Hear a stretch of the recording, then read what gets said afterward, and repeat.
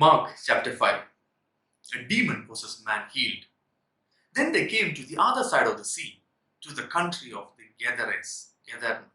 And when he had come out of the boat, immediately there met him out of the tombs a man with an unclean spirit, who had his dwelling among the tombs, and no one could bind him, not even with chains, because he had often been bound with shackles and chains, and the chains had been pulled apart by him, and the shackles broken in pieces.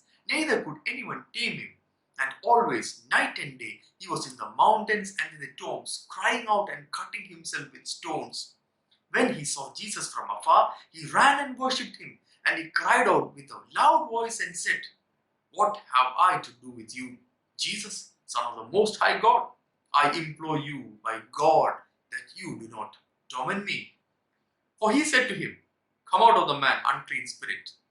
Then he asked him, "What is your name?"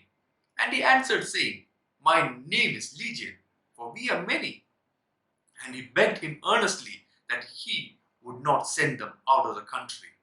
Now a large herd of swine was feeding there near the mountains. So all the demons begged him, saying, "Send us to the swine, that we may enter them." And at once Jesus gave them permission.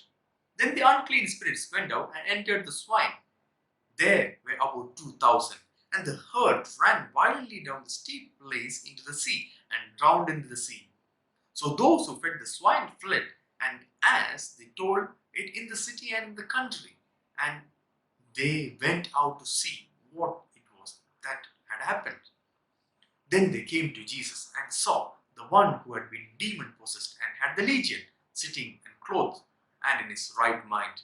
And they were afraid. And those who saw it told them how it happened to him who had been demon-possessed and about the swine. Then they began to plead with him to depart from the region. And when he got into the boat, he who had been demon-possessed begged him that he might be with him. However, Jesus did not permit him, but said to him, "Go home to your friends and tell them what great things the Lord has done for you, and how he has had compassion on you." And he departed and began to proclaim in Decapolis all that Jesus had done for him, and all marveled. A girl restored to life and a woman healed. Now when Jesus had crossed over again by boat to the other side, a great multitude gathered to him, and he was by the sea.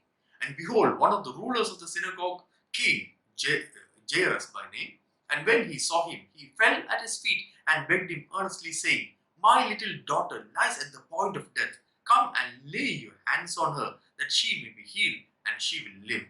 So Jesus went with him, and a great multitude followed him and thronged him. Now a certain woman had a flow of blood for 12 years, and had suffered many things from many physicians, so had spent all that she had, and was no better, but rather grew worse. When she heard about Jesus, she came behind him in the crowd and touched his garment.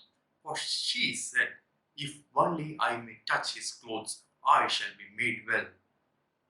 Immediately the fountain of her blood was dried up, and she felt in her body that she was healed of the affliction.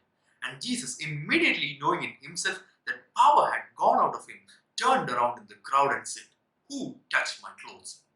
But his disciples said to him, "You see the multitude thronging you, and you say, 'Who touched me?'" And he looked around to see her who had done this thing. But the woman, fearing and trembling, knowing what had happened to her, came and fell down before him and told him the whole truth. And he said to her, "Daughter, your faith has made you well. Go in peace and be healed of your affliction." While he was still speaking, some came from the ruler of the synagogue's house, who said, "Your daughter is dead. Why trouble the teacher any further?" As soon as Jesus heard the word that was spoken, he said to the ruler of the synagogue, "Do not be afraid, only believe."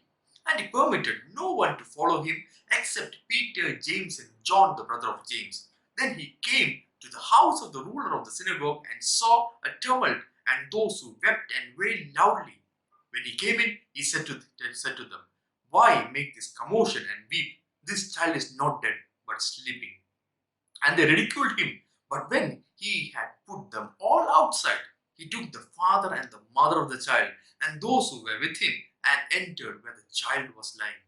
Then he took the child by the hand and said to her, Talitha Kumi, which is translated, Little girl, I say to you, arise. Immediately the girl arose and walked, for she was 12 years of age, and they were overcome with great amazement. But he commanded them strictly that no one should know it, and said that something should be given her to eat.